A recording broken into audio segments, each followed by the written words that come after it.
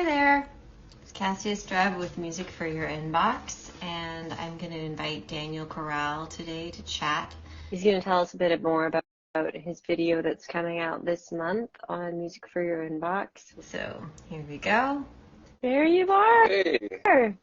Hey, Daniel. How you nice doing? to see you. I'm great. How are you? I'm doing well, just trying to keep up with a lot of things. So, yeah, life's good though. You're hanging out with your chimes, I can see. Oh yeah, I've got them hanging up. I've been working on this piece for this COLA grant that I got, and Yeah.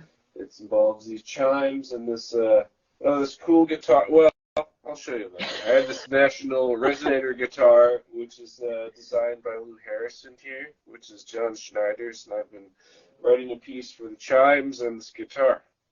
Cool. Yeah. That sounds great.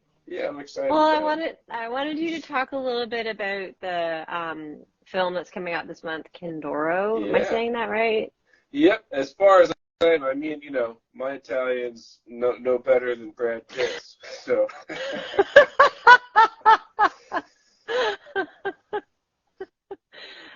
Okay, well,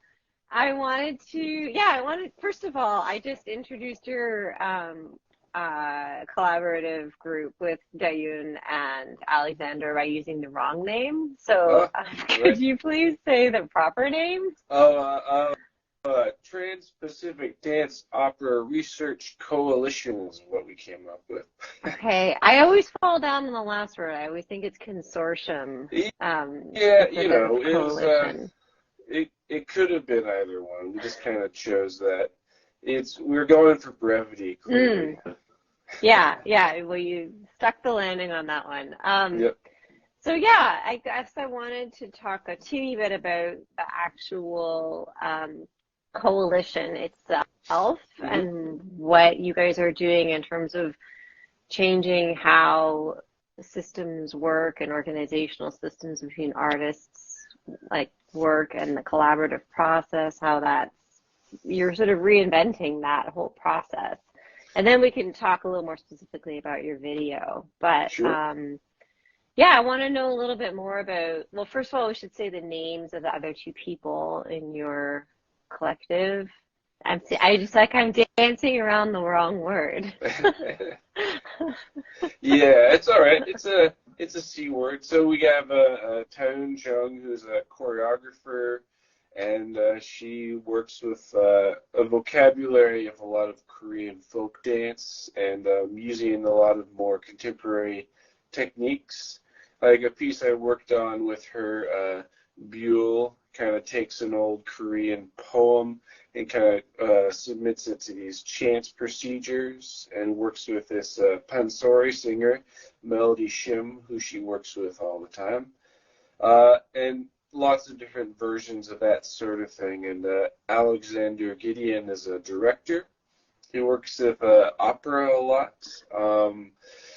We've worked on both those guys have worked on a few pieces in the past. So, yeah, we're kind of working together as a sort of trio to kind of gradually build a piece which is going to be a sort of dance opera piece is kind of how we're framing it at the moment. And and it's sort of this idea of how do we sort of incorporate just social lessons, just ways to make collaboration and working as artists kind of more equitable, and with this idea that the way that you work on things as an artist and the things that you create are very much sort of microcosms of the way that you are viewing society at large and what you want it to be, which is not really a new idea. Like Christian Wolff talked about this sort of thing quite a lot. And so, trying to put that sort of thing into practice, and but also using the sort of aesthetics of work we're interested in.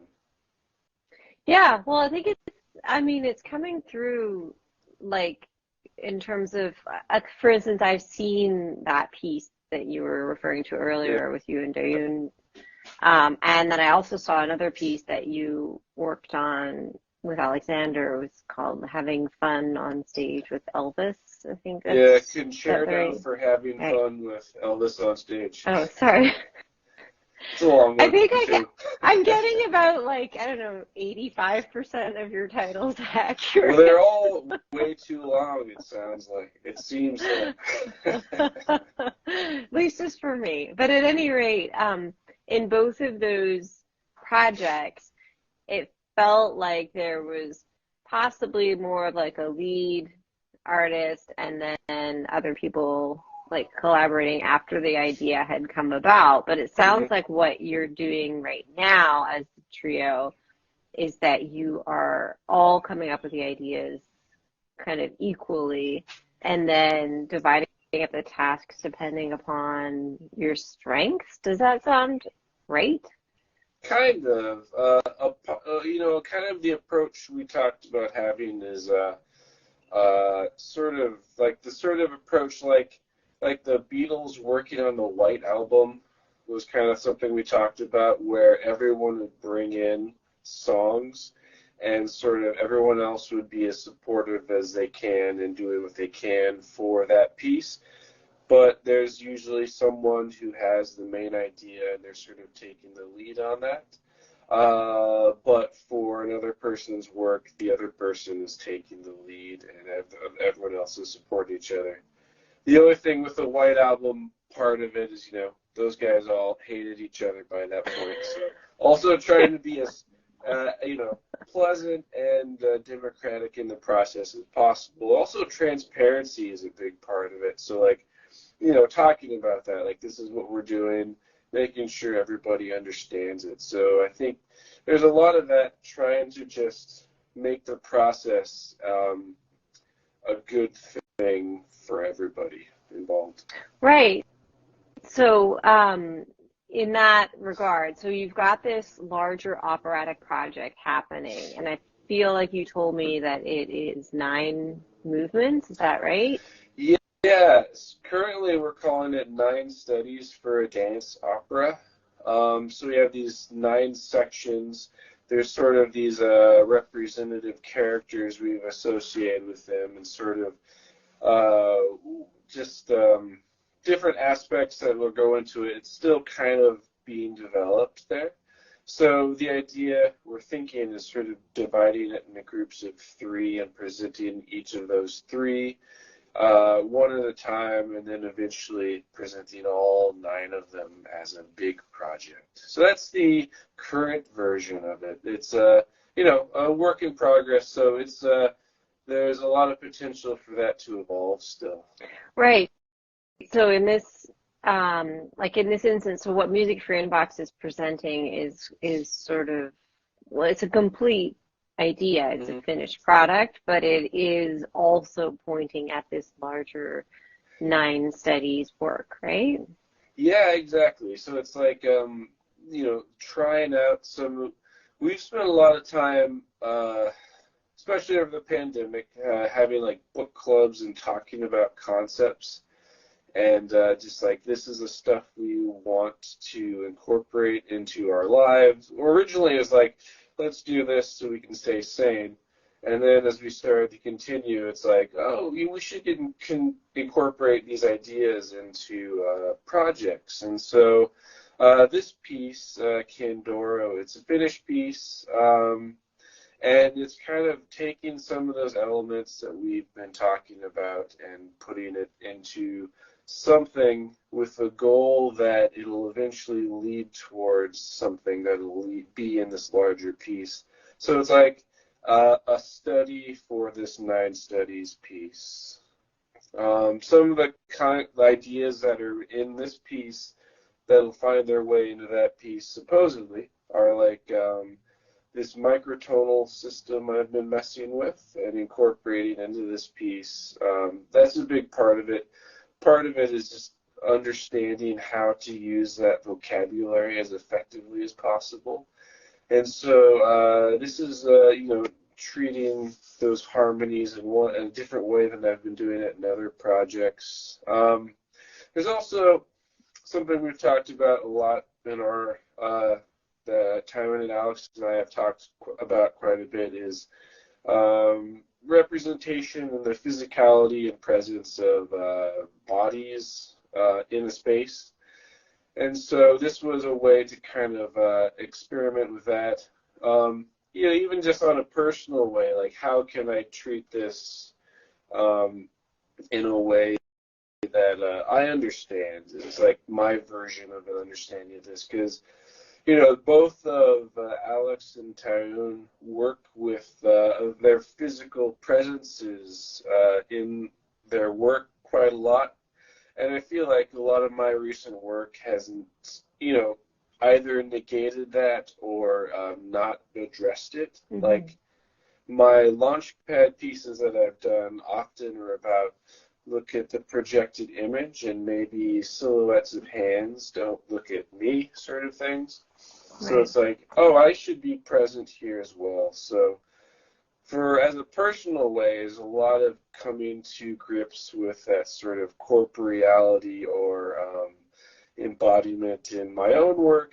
But as a trio, it's also like maybe there's some things in the way that I'm addressing it that Alex and Tyrone could find useful in how they're moving forward with that bigger project. Yeah, because they both have, in both the pieces that I saw, they were performing, and watching them move was absolutely the point of it. Whereas in both of those pieces, you were definitely playing your instrument. Really well, but not as sort of in a look at me kind of sense, and not in a way that that you are in this film. So in this film, you're actually performing as they are. So I'm going to attempt to describe a little bit about what it is, but if people are interested, there's like an actual trailer on our website, and there are actual images in our Instagram feed, so that you don't have to rely on my stumbling through these descriptions. But essentially you have multiple layers of the three of you walking in rhythm to a metronome. Mm-hmm. And you're walking around these three pillars and sometimes hiding behind the pillars, and then those layers are overlaid so that sort of the impossible becomes real, where three of your own self could be walking at the same time, or that you could actually just disappear behind a pillar and not return, or that you could exit stage left and then enter stage right, or in a way that would not have been possible with time. And so you really are like physically present in that video, which I hadn't really seen before either. I haven't really thought of you as a dancer or actor before. So that was kind of neat. I'm just curious, like, how did you, did they coach you in what to do, or was it really just left up to you guys how you would perform in front of the camera? Well, some of it were I plotted out routes. Like, we're all going to record ourselves walking these paths around the columns and mm-hmm. doing these specific movements. So some of it was very kind of orchestrated by me, and then we all did it, and then Alex and Tyrone sort of coached the rest, well, mostly me, on how to do it. And then, things like stand up straight, because, I'm such a sloucher that it's like, oh, I should act, that's right, I should stand up straight while I'm doing this. Things like that, or like the space between columns should be a certain number of steps. Like, oh yeah, 1, 2, 3, 4, we're behind the column, to make it more uniform, even down to like things that, I'm just so not as good at considering, like some basic thing, like Tyrone mentioned, like a dancer will always start their steps with their left foot, so we should always do that. Oh, okay. And so the steps should always be the same steps. So if you watch the steps that are in time, everybody that is walking in time is always stepping with the left foot at the same time, then the right foot at the same time. Things that once someone mentions it, it's like, oh yeah, that makes perfect sense. But not being the field that I really deal with typically, it was news to me. It's like, oh yeah, I should have thought of that, but I did not. But Right. Well, I don't think of it either. yeah, exactly. And then there's parts that are not like just right in time. And that was kind of like, let's just have like a free sort of time and see what we get. Everyone can sort of play around with the pillars. Hmm. And so there's like very specific coached time where we worked on it. And it was like, let's just leave the camera running and just see what we come up with playing with this architecture and see what could happen there. Yeah. And, we shot a lot more than we actually used of that. Well, that's the name of the game with video pieces, right? I mean, Yeah. especially digital. Yeah, well, you can do it. It's Right. crazy. Yeah. Well, it's kind of neat because it does lend itself to this kind of experimentation that you're talking about. And Mm. often you can have these takes that you end up using because you're sort of like in the moment, like, oh, we don't even know if we'll use this or not. But Yeah. then it ends up being great or horrible and you just don't use it. But Yeah. that's kind of cool. So for this piece, I noticed because I wasn't involved creatively, but I knew from a production standpoint where you were at, that you came up with the visuals before the audio, which I think is kind of different for you because you tend to, I mean, being a composer and a performer yourself, you tend to start with the sound and then think of the visuals after. Um, was that kind of like on purpose or out of necessity, or was it like, are you trying that out as a process? Well, that's kind of it. We're trying it out as a process, and just the three of us were kind of talking about what should we do for this project, and we were at this residency in Tennessee, Knoxville, Tennessee, at Log Haven, and it's like, what is different here that we could do that wouldn't be the same as somewhere else? Right.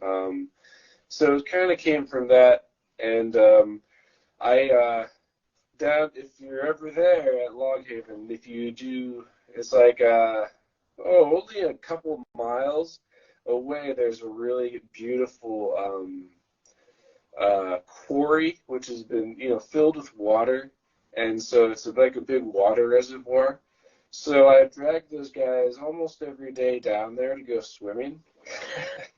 So we just go, run down there, jump in the water, swim around a bit, and come back, and then go about our day. And so we would run by this building, which is like this weird, what's it called, Beaux Arts architecture building. It's like, oh, Hmm. there's some kind of weird thing going on here. And so it's like, well, that's a really unique space. So if we could do something there, that would be awesome because that would bring something different. So it kind of came from, having this activity and, almost like a systematic routine we're doing and noticing something as part of that and having the physical space be then inspiring a concept. And it's like, well, if we do this in time and with some sort of planning, we could figure out what the sound's going to be. So as far as the process of it, kind of came from talking about, the physicality and presence and then seeing this architecture and kind of asking, well, what could it mean with that? And just kind of trusting that I can make some sort of sound that could be a part of this. And Right. I guess a bit of confidence that what I come up with will be interesting in that way. So that is new, like you said, a different process for me. Well, but it sounds like, because when you were talking about building the score, it sounded like you felt like you had the components. When you're talking about this vocabulary and how to use it, I feel like you've been sort of working away at this tuning system and getting this library of sounds together so that you had everything available, and then when it came time to make the score, it was more assembling than like starting from zero. Well, does that sound right? Sort of, yeah. When we were making the piece, I had a bunch of plans to do this sort of a lot of working with, well, instruments like these chimes, maybe this guitar, other instruments like some Casio keyboards and just kind of retuning things. But then I sat down with the audio of just recording of the field recordings of that space where we recorded, and there's so much going on there. It's like, well, I don't really need to add instruments here. And then the question became like, how can I have the sound actually mirror what's going on with the bodies? So like a parallel process where like the people are responding to the physical space and architecture, and the sound, and kind of treating the field recording as like architecture, and having these sounds that sort of pop up as a sort of surreal thing like the people do, and responding in the same way without having other timbres, and just the idea of like, oh, that's a set of chimes or some other sounds to really like instill another message into it, to try and keep it with a process and as clear as possible, became a big part of it. Yeah, well, I mean, it's funny because when the video begins and you hear the audio, you sort of think that it's just a field recording of the space. Like it really feels very much like someone has turned on their phone. I mean, they beautifully framed the phone, but it's capturing the image and the audio at the same time. But then when the dancers start coming and when it becomes impossible, when you understand that, oh, this is obviously overlaid levels of video because we can't have Alexander 3 times in reality. And then you start to realize that, oh, this is absolutely not a field recording. It's totally fabricated. Yeah, well, sort of. The camera sound is in there as part of it. Right, right. But it's sort of like one of the layers. And I thought that it's interesting because I've done pieces with overlaying layers of video and audio, and I've found that we can tolerate more density in layers of audio than we can in layers of video before, like we can't understand. And I was curious, did you end up using more audio layers than video layers, or did you try and really keep those exactly the same? They weren't like one-to-one. Yeah, there's a couple layers. Like, I guess technically there's like the field recording that I made initially, and actually, it's the same field recording but slowed down, which is always a fun trick with field recordings because you're like, if you have like sounds of cars and birds and stuff, you don't really notice it. You're like, oh, that's a different bird. It's going woo instead of woo. Right, so, right. Who knows? And the trains, maybe that's the sound that train makes. As far as like the base layer sounds there, I guess there were 3 layers of the field recordings, and then these other sounds, which are this tuning system, come in, and that's 1 layer. There are some, I guess, sine tones that come in as well. And so there's like 1 little layer that comes in when things get loud, like some little distorted sounds. But that's actually it. There's not a whole lot more than that. Yeah. Well, it's really effective. I feel like the simplicity, it lends itself well to people still paying attention to what's happening in the video. Like they're not overshadowing each other in that way, which I know is a tricky balance to strike, especially when you are coming from one field more than the other. Yeah. You can tend to do more music, just because it's more fun. Yeah, and I had made lots more music and played with lots of ideas, and was like, all right, this is cool, this idea is cool. And I tried a few different versions of it, and then I actually scrapped all that stuff. It's like, this is not actually, like you said, not, it's kind of overpowering it or taking it in another direction. Like when I hear that sound, I'm not actually just listening to the space and watching people move in it. So Right, it's right. like, oh, those are all just distractions. So, we just need to clear it out and make sure everything is really transparent. Do you feel like the fact that you have these 9 studies that you don't have to do every idea for one project? Hmm. Like, it sounds like because I know how hard it can be to sort of, you have the one golden project and you're like, I have all these ideas, so all my ideas will go into this one project, and the project is like, stop. Um, do you feel like more expansive with your creative process because you have these like 9 things to fill? Like you can really pick and choose what you put? Sort of. I think one of the things that's actually really freeing with this is thinking of it as studies. Mm-hmm. So like this piece is like, research for a study in a way.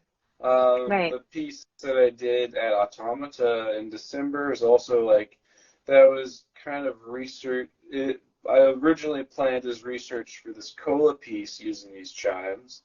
And so just thinking of it as like, this is just having that, giving yourself the space to play with one thing is actually really freeing. And yeah, like you said, well, we kind of have been very specific about setting parameters for what will go into each study.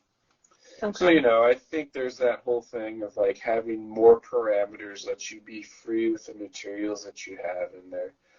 And then thinking of it as research or just a study gives you the freedom to basically play with it and have fun Right. at that point, because you're not like, I have to take this seriously quite yet.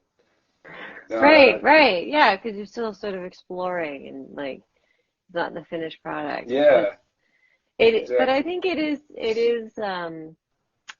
interesting in this process that you're doing that because you really are finishing all of them. Like that Yeah, concert you talked about at Automata, that was I mean, I was at the show. Like it felt like a full thing. It wasn't like, oh, well, I wonder where this will lead. It was very much like a completed piece. yep. Um, Even though I understand it was only half of it, or else we would have been there for like Oh six yeah, yeah. hours. The original idea was, well, probably way too long. But it might actually be fun to do. I think it's more But just the spirit of that. Like you can just be right, still playful, even though you're right, and finishing then things. this too, this Candoro video is very finished. Like it's a polished final piece of Hmm. work, but it does feel like as you're talking about it, I'm understanding that you really feel like it's like it's almost like a pre-study to the actual study that will be happening at some point in the, I guess, next year or whenever the ensemble puts it together. Um, I was wanted to talk really briefly about or as much time as you want, honestly, about the whole Candoro element of this because it's about um, this marble Oh factory, yeah. right? And so with the visual art for your month, Alexander found this visual artist, Tamashi Hmm. Jackson, who um, puts white marble like in her paintings. Hmm. So the print we're sending actually has this white marble. There's multiple layers within her work as well, Yeah. and there's some actual images and stuff. But um, I was, I'm. It was kind of interesting because I felt like in talking to you about what the name of the piece was and the location and stuff, it felt like in the beginning, like the title was the name of the place you did it, but now it's suddenly this white marble has become like an element within the whole curation of your release happening on the 20th. So, yeah, could you tell us a bit about the location and then how it came to be named that? Yeah, it's Candoro Marble Company is this building we'd just run by on our way to this quarry to swim, and one day I just wandered in because like, what is this building? I should just see what's happening, and it's actually kind of cool. There's like a little exhibit that talks about the history of the place, and there's like one person who's there just kind of sitting waiting for people to come in, and they do events. But the Candoro Marble Company was, from what I gather, this may be not 100% accurate, but Knoxville, Tennessee was known as the Marble City at some point because they produced marble for building around the East Coast, and so Candoro Marble Company was a big part of that and produced, I believe, technically pink marble, if I'm not mistaken. And it was called Candoro because there was, and this is where the facts might not be 100% accurate, but it's broadly accurate. An Italian man who left, I believe, early 20th century. I don't remember. It was during one of the wars, and I think he was trying not to be part of the fascist Italian military. So he's like, I'm going to leave and go to the U.S. And so he started this marble company, Candoro Marble Company, and that's how the space ended up being called that. When we were looking up names of basically Google Translate of what does Candoro mean technically in Italian, it says whiteness. Yeah. That's a pretty fascinating thing. As far as representation and race as part of the work that each of us kind of do individually is very interesting. In an Italian way, I don't think that's necessarily what the one-to-one translation would actually indicate, because I think it's more like related to the word candor and that sort of thing, like honesty, that sort of thing. I'm not really 100% sure, not really speaking Italian, how to explain that part of it. It's an interesting sort of connection there. Yeah. So we were able to shoot there actually because this company, Aslan, that runs Log Haven, has also been involved with development stuff around that area, that neighborhood. So there's like another park that's nearby, which is like what's it? Civil War base, and they've kind of not restored the base, but the property is now a park, and so they've developed that. They have Log Haven, and they also own that property of where Candoro Marble Company is, that building. So they've done a lot of restoration on that building, which apparently was empty for like 20 years. If you go inside, it looks like the sort of place where you might have some sort of Freemasonry sit-down meeting. It's pretty fascinating. But, we just asked the people at Log Haven and Aslan, hey, can we just go shoot something down here? And they're like, yeah, well, you're an artist in residence at this space. You can do this for free. Wow. So it's like, okay, we have this beautiful space we can go shoot something in, so we might as well take advantage of that. Yeah. Yeah, well, I mean, I'm certainly glad you did, because it's very cool. The result is very very neat. I know that you had to do a ton of the heavy lifting in terms of video work this Hmm. time, which is sort of stretching your whole skill set as well, right? With your, Yeah, yeah. I realized, I guess I kind of knew going into it, like this is the sort of very time-consuming work, but mhm. the degree to which it's very time-consuming did not 100% hit me until I was very much into it. It's like, all right, it's too late to turn back now. I've committed to this idea. Well, But I mean, it was good it to do works. it. It works really well. I mean, Yeah. it's successful and it's real video work. I just wanted to like credit you as a video artist as well, because I know that we're calling you a composer all the time, and Mm. this is exciting for us on a tiny level with Music for Inbox because this is like you're a repeat artist, Oh, like yeah. we presented work by you before, and that's exciting to like sort of track your evolution as an artist because I know for people who subscribe to your month like 2 years ago now, I guess, Oh, with yeah. when Mira played your Hmm. Hodad Yeah. piece. So this is sort of like, it's continuing on and people can kind of track where this tuning system has led you. So from the beach of San Diego to uh, Tennessee, is that what you said it was? Yep. Knoxville, Tennessee.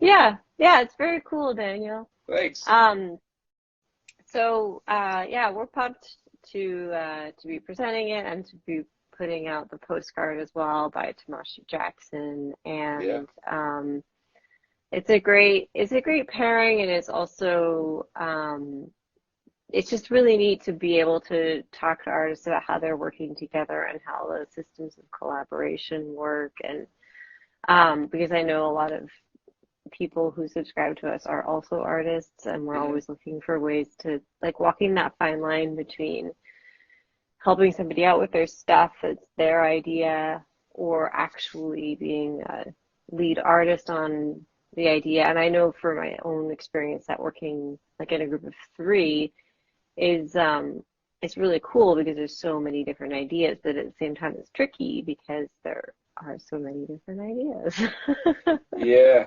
In this version of this piece, it was really helpful for me to at least bounce the ideas by these guys as I was doing it. Like there was actually when you see this video, there was another edit of it that was made, and I played it for them, and they're like, well, you can't really see a process in it. It's not Mm-hmm. really as transparent. It's a little bit more random. Mm-hmm. And it's like, oh, okay, I need to sort of restrain the even movement vocabulary here. And I guess, it's the thing that I'm always a bit uncomfortable, like imposing, like being too rigid about a system and too kind of austere about it, because it's like, oh man, no one, people are going to think that's annoying. And then there's a bit of like, allowing myself to do that. And so a lot of pieces, like past pieces, like Dislike, for Mm-hmm. example, a piece of mine where people are just standing there saying 24 hours worth of comments from a YouTube video. There's a bit of like, okay, this is okay to do this, and being like, kind of giving myself permission to do it. So in this case, it was kind of getting their feedback and getting the permission to be like, all right, this needs to be a limited vocabulary. It's okay to do this for the length of this piece, and it's going to be Mm-hmm. fine. Yeah. Yeah, but I think that was a great choice because using like restricting yourself in terms of material meant that it's really legible, like they were saying about all the Yep. process is legible, but it isn't boring, I wouldn't say. It's kind of neat because there's that metronome running through and then you're listening, you're like, wait, did it stop? Like, sort of, so there's things that kind of, the repetition kind of lulls you along and then you take things for granted and then they come back. And Hmm. So it does feel very active from a watching listener standpoint. Oh, good. Yeah, yeah, and I think it is great to have that kind of those people that you can lean on to truly like ask their opinion and know that Yep. you can trust. Not that people would tell you the wrong opinion, it's just more that they are so familiar with your Hmm. work that they understand what you're trying to do and what you're trying to say. So, Yeah. yeah, it's really neat too that this was your sort of pandemic coping mechanism of having this book club because I know for Jen and I, like coming up with music for your inbox was our pandemic coping mechanisms. Yeah. So hopefully everybody a couple of years into this is now feeling a little bit more like these pandemic babies are they were worthwhile investments of our time and energy. Yeah. Even if, nothing particularly productive comes out of it, it's like whatever you did to get through that period of time was probably just fine. Yeah, and it seems like a lot of artists we just reached for art. Yeah. Um, Or not. I didn't think a lot of people I talked to are like, I'm going to not do anything for a while. And that seems just as valid, just kind of yeah. not. I feel like, that's what that Hodad piece was, even though that was making a piece, Hmm. there's a lot of stillness and observing the ocean and responding to it. A lot of it was like that. Like, there needs to be less presence here Hmm. of us and more of paying attention to what's out in the world. So it's kind of that idea, like we should have, even if people are doing nothing or very tiny little bits of thing, that seems entirely appropriate. Hmm. Yeah. Cool. Well, yeah. So thanks, Daniel, for chatting with me. Daniel's piece is called Candoro, and it's happening on Music for Inbox on the 20th, and you can get tickets until the 15th, and then I will mail the postcards and send out the video, and we will probably have a live screening for it at some point in the future, but I think it's best to see it at home first when you know Yeah. you can actually count on before you forget. Yeah. Awesome. All right, thanks so much, Daniel. We'll Yeah, thanks, Cassie. yeah, talk to you All right, soon. talk to you Okay. soon.